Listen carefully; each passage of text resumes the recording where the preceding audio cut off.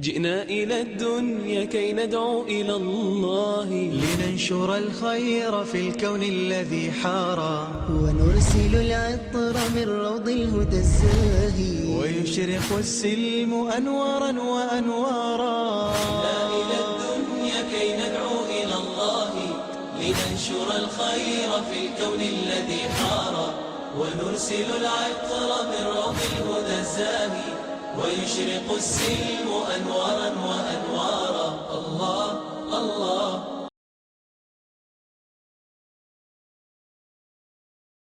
الحمد لله حمدا كثيرا طيبا مباركا فيه مباركا عليه كما يحب ربنا ويرضى. الحمد لله الذي هدانا لهذا وما كنا لنهتدي لولا أن هدانا الله. اللهم صل على محمد وعلى آل محمد كما صليت على إبراهيم وآل إبراهيم إنك حميد مجيد.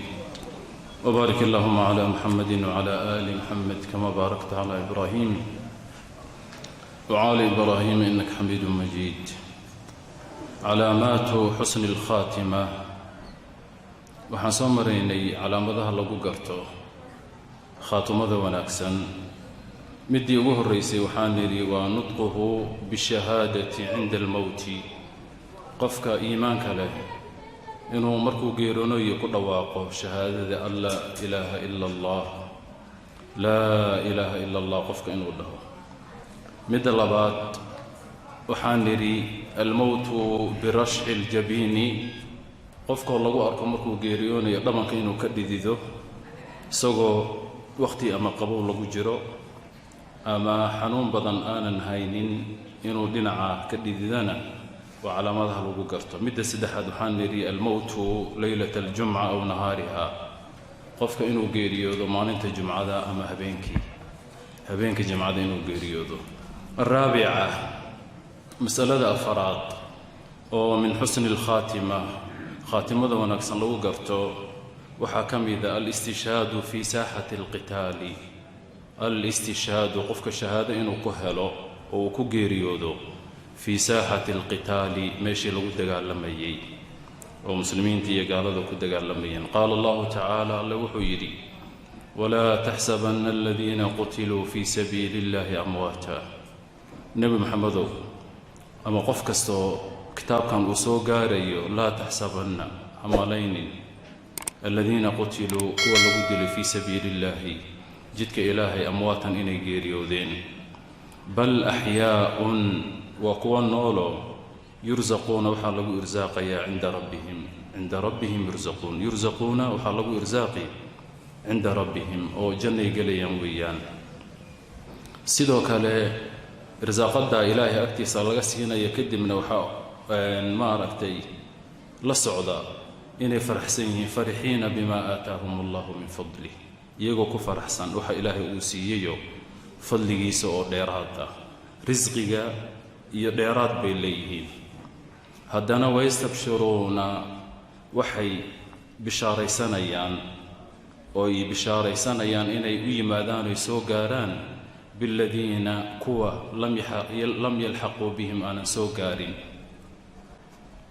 dadkii ay ka soo tageen ehelkii iyo qaraabadii iyo saaxiibadiina waxa weeyaan way bishaaraysanayaanoo waxay leeyihiin rabbiyow kuwaas ma idiin soo gaaraan oo jidkaad ku dhimateen may ku dhintaan.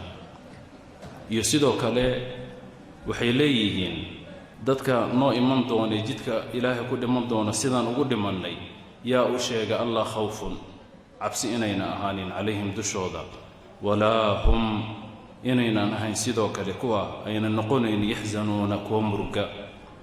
waxyaabaha adduunyadan ugu dhibka badan waxa weeyaan khawf oo aad ka cabsanayso waxa hortaada ah.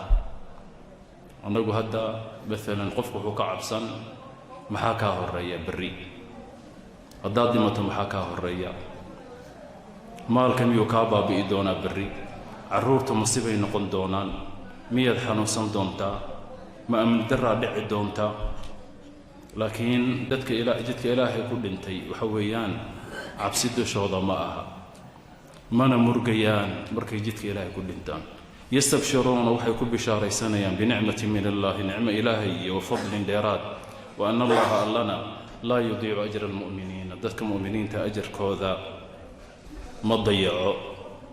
taawa aayadda qur-aanka tilmaamaysa dadka fii sabiilillaahi ku dhintay waxa ay helayaan oo janno inay gelayaan, inay faraxsan yihiin, dadkii ka soo tageenna inay jeclaan lahaayeen inay u imaadaan, fadligii ilaahay oo dheeraadka inay helayaan, ilaahayna ajirkooda inuusan dayacaynin. wa fii dalika axaadiid sidoo kale khaatima alxasana inay ka mid tahay alistishaadu fii sabiilillaahi. xadiid baa tilmaamaysa, rasuulkeena sal allahu calayhi waaalihi wasalam wuxuu yidhi lishahiidi, qofka jidka ilaahay ku dhintay, cinda allaahi alla agtiisa waxaa la siinayaa 6 khisaalin, 6 shay baa la siin markuu meesha tago loo samaynayaa.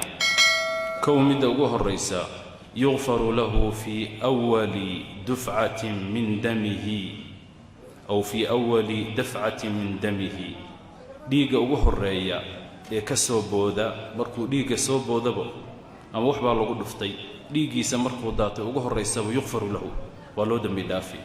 fii awali dufcatin, daadashada ugu horraysay min damihi, dhiiggiisa uu daadanaya. kow, wayaraa maqcadahu min aljanna, jannadana waxaa laga tusayaa gurigii uu degi lahaa iyo meeshii uu degi lahaa. wayujaaru, waxaa laga ilaalinayaa min cadaabi alqabri, qofka shahiidka. sidoo kale waxaan soo marnay qofka geeriyooda habeenka jumcada ama maalinta jumcada fitnat alqabri in laga ilaalinayo, kanna cadaab alqabri baa laga ilaalinaya. way kala gedisan yihiin. fitnada waxa weeyaan qofka marka su'aalo la weydiiyo inuu gafo, ninkaana waxba lama weydiinayabo, cadaabtii baaba laga ilaalinaya. ilaa qofka marka la fidneeyo oo su'aalo la weydiiyo, markaasaa la garanaya inuu baasay iyo inuu dhacay. laakiin ninkan shahiidka yujaaru min cadaabi alqabri. waya'manu, sidoo kale wuxuu ka ammaan heli oo uu ka badbaadaya alfazaca alakbar, naxdinta iyo fazaca aadka iyo aadka u weyn. laa yaxzunuhum alfazacu alakbar watatalaqaahum almalaa'ika hada yowmukum aladii kuntum tuucaduun. fazacaasna, naxdintaasna waa laga ilaalinayaa. wayuxallaa, sidoo kale waxaa loo xidhi xilyat aliimaan baa loo xidhayaa. waa midii afaraad weeyaan. iimaankii baa dhar looga dhigi oo lagu qurxin oo jijimo iyo looga dhigaya. ilaan dahab baa la xirtaa aakhiro.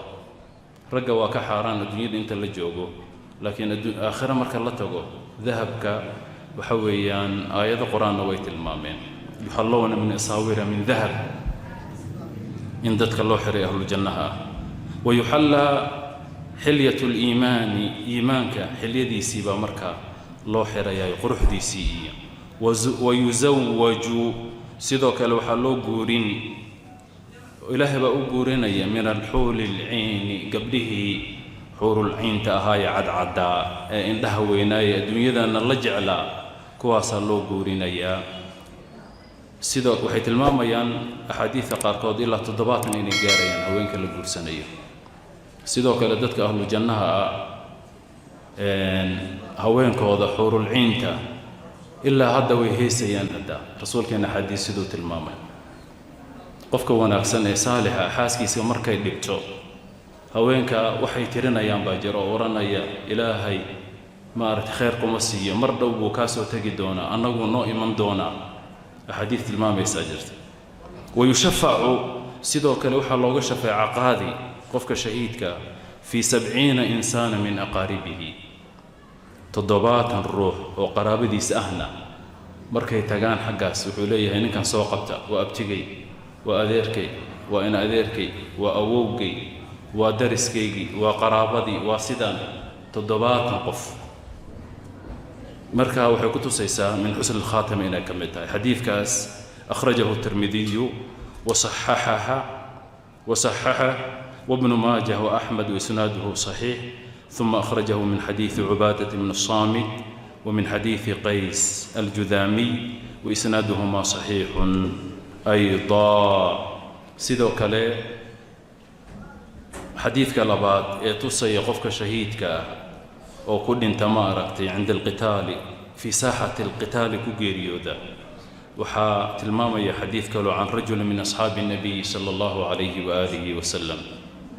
nin saxaabadii rasuulka ka tirsan baa ma aragtay laga warinaya xadiidkan rajulu min asxaabi الnabiyi sala allahu calayhi wasalam waxaa laga warinayaa inuu yidhi ana rajula ninbaa qaala wuxuu yidhi yaa rasuula allahi rasuulkii allow maa baalu lmu'miniina yuftanuuna fii qubuurihim ila shahiid dadka mu'miniinta ah oo ahluliimaanka maxaa loo fidnaynayaa qabriga markay galaan maxaa loo fidnaynaya ila shahiidka mooye ilan waxaan soo marnay xadiidkii odhanayay innakum tuftanuuna fii qubuurikum su-aalo badan baa qofka la weydiinayaa qabriga marka la geliya haddaa qofka feerihiisa waa la isdhaafsiinayaa sidaasaa la isu dhaafin waa qof kasta sacad ibnu mucaad baa rasuulku wuxuu yidhi qof hadduu ka badbaadayo ninkii carshiga ilaahay uu gariiray qofkaasaa ka badbaadi lahayo rasuulkeena sal allahu alayh wasalam qabriga markaa fidnadiisa way badanta sidaa darteed salaad kasta culummada qaarkood waajib bay yidhaahdeen haddaad aragtaan imaam ragcadaa la dheeraynaya ogow ataxiyaadka markuu akhriyey salliguu akhriyey haddaan isticaadadii buu akhriyey allahuma innii acuudu bika min cadaabi jahannam ومن عذاب القبر ومن فتنة المحيا والممات ومن شر فتنة المسيح الدجال صلاة كستا إنا لقتقين ضد ركعة اللباد وأركع هذا صلي النبي كتقين في كليه ما أركتي سيدا مذاهب تقارقود أي قبان سنة ولقتقين كرام أم مستحب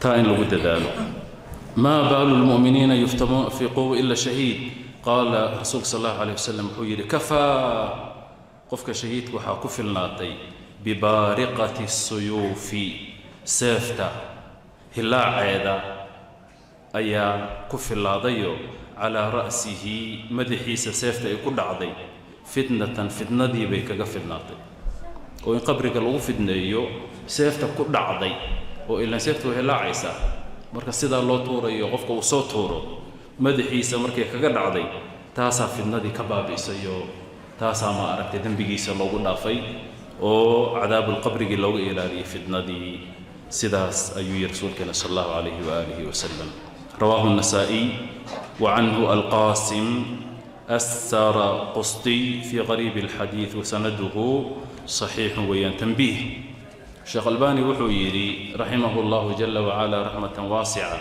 ترجى هذه الشهادة شهادنا وحلو رجينا يا يري لمن سألها قفك إلهي ويديستا مخلصا من قلبه سوى قلبه سيكتمي ولو لم يتيسر له الاجتهاد في المعركة يبقى أسور قلين إنه معركة يوميشي لقوه هردمي وكوغيري وهدين أسور قلين هدي قلبك وكجعلا وحويان تاسو هليا بدليل قوله صلى الله عليه وآله وسلم قولك رسولك ودليل ويري من سأل الله قفك إلهي ويديست الشهادة إنه جدك إلهي كل انتو بصدق يدو قلبك سيكا تميضو رنأ بلغه الله إلهي وحقارسيا منازل الشهداء شهداء ما يليه إدقي لهايا إلا إنما الأعمال بالنيات وإن مات على فراشه هبا كل انتو جودرقي سيها كل انتو هذو أرن كاجعل هذا إلهي وقارسينا يا أخرجه مسلم والبيهقي عن أبي هريرة وله في المستدرك شواهد مستدرك الحاكمنا حديث نوع وكلا شاهد يا قصو أروري والله أعلم صلى الله وسلم على نبينا محمد وعلى آله وأصحابه أجمعين اللهم اغفر لنا ولوالدينا ولجميع المسلمين والمسلمات الأحياء منهم والأموات اللهم اشف مرضانا ومرضى المسلمين اللهم اشفهم أنت الشافي لا شفاء إلا شفاؤك شفاء لا يغادر سقما اللهم ارفع عنا هذا المرض اللهم ارفع عنا رجزك وغضبك إله الحق اللهم إنا نعوذ بك من البرص والجنون والجذام من سيء الأسقام اللهم إنا نعيذ أهلنا وأولادنا بكلمات الله التامة من كل شيطان وهامة ومن كل عين لامة اللهم صل على محمد